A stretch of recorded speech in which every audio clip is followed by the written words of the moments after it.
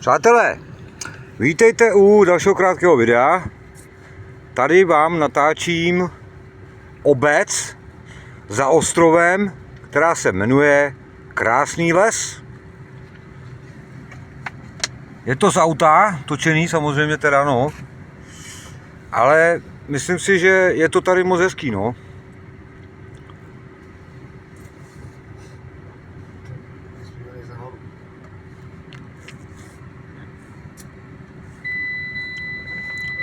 Kolega není připoutaný, víte? Tak to zvoní, no.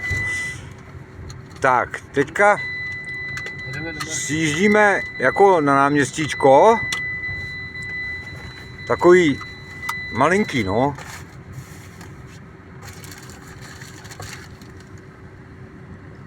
Tady je nějaká hasičská zbrojnice, nebo co to je, vlevo. Tady je křižovatka.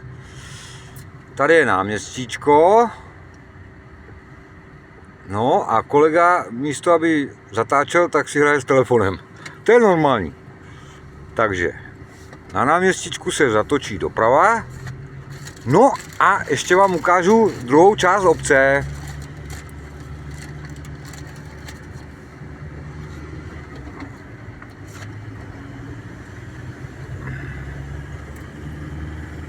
A už opouštíme vesnici.